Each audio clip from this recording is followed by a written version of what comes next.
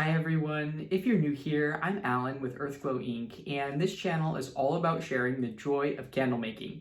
In today's video, I'm going to be showing you how I seal my concrete candle vessels as well as how I apply a varnish to some of my more complex designs like the ones that use the hydro dipping technique. And I'm also going to try to link above the videos on how I do the hydro dipping as well as how I make the concrete candle vessels. But anyways, let's get right into today's video.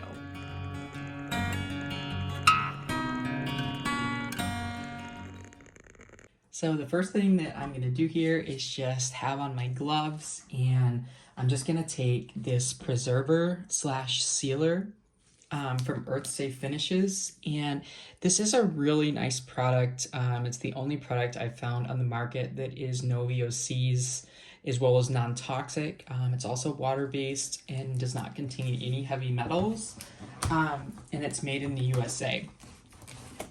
And this product works very effectively for sealing candle vessels. I have tested it pretty extensively, and I've even gone so far as to put water in one of these and leave it for like a week, and there is like absolutely no water that gets in there, or that comes out of the vessel, I should say.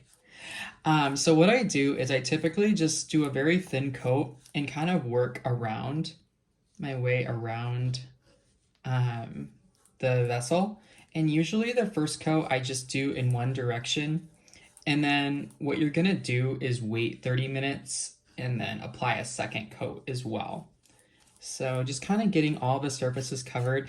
And usually for my concrete candles, I just do the inside. I really like the matte look on the outside, but this is a really important step to do, at least on the inside, because otherwise your wax will seep out of your vessel, and that is not something desirable. So just a nice thin coat like that. And then I'm gonna let this dry for about 30 minutes and then come back and apply a second coat. And it has been 30 minutes, so I'm gonna go ahead and take my second coat of the preserver slash sealer and just take a little tiny bit on my brush and then wipe off the excess. And I'm gonna do horizontal this time.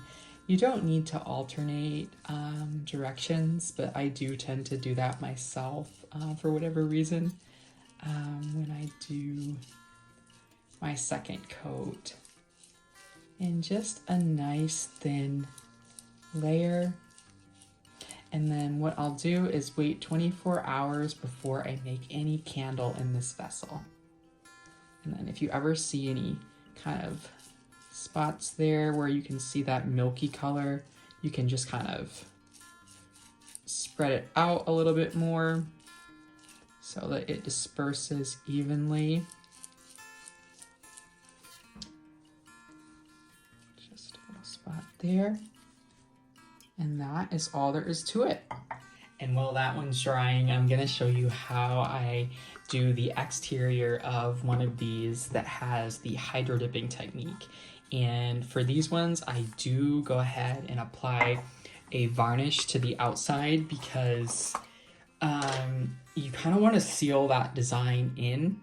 And I've also done the sealer as well on the outside, so you can definitely use that too.